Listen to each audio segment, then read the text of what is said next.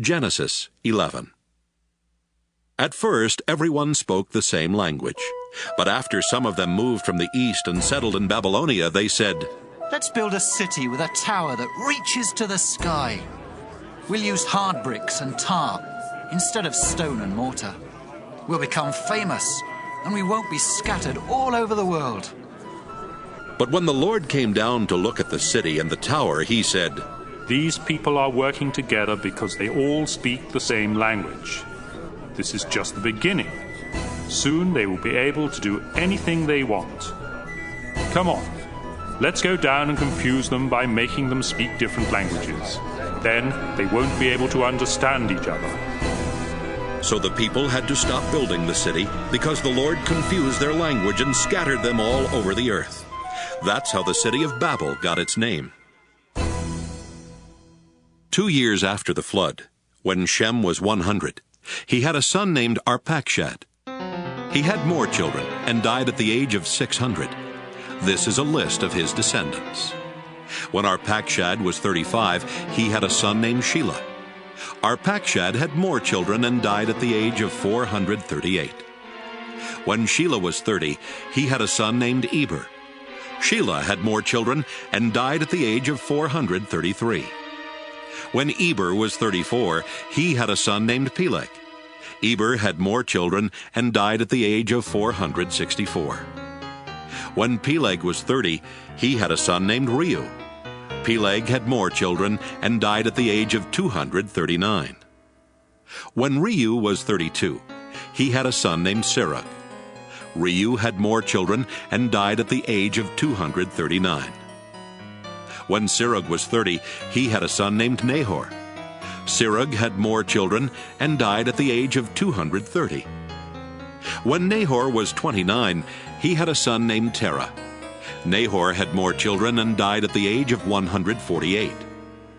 After Terah was 70 years old, he had 3 sons, Abram, Nahor, and Haran, who became the father of Lot.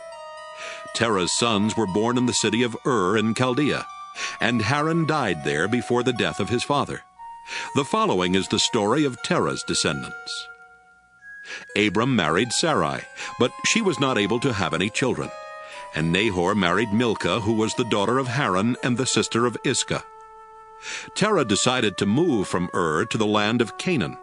He took along Abram and Sarai and his grandson Lot, the son of Haran. But when they came to the city of Haran, they decided to settle there instead.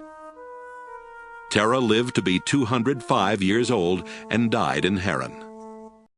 Genesis 12. The Lord said to Abram, "Leave your country, your family, and your relatives, and go to the land that I will show you. I will bless you and make your descendants into a great nation. You will become famous and be a blessing to others. I will bless anyone who blesses you, but I will put a curse on anyone who puts a curse on you. Everyone on earth will be blessed because of you." Abram was 75 years old when the Lord told him to leave the city of Haran. He obeyed and left with his wife Sarai, his nephew Lot, and all the possessions and slaves they had gotten while in Haran. When they came to the land of Canaan, Abram went as far as the sacred tree of Moreh in a place called Shechem. The Canaanites were still living in the land at that time, but the Lord appeared to Abram and promised, "I will give this land to your family forever." Abram then built an altar there for the Lord. Abram traveled to the hill country east of Bethel and camped between Bethel and Ai, where he built another altar and worshipped the Lord. Later, Abram started out toward the southern desert. The crops failed, and there was no food anywhere in the land. So Abram and his wife Sarai went to live in Egypt for a while. But just before they got there, he said, "Sarai, you are really beautiful. When the Egyptians see how lovely you are, they will murder me because I am your husband. But they won't kill you. Please save my life by saying that you are my sister." As soon as Abram and Sarai arrived in Egypt, the Egyptians noticed how beautiful she was. The king's officials told him about her, and she was taken to his house. The king was good to Abram because of Sarai, and Abram was given sheep, cattle, donkeys, slaves, and camels.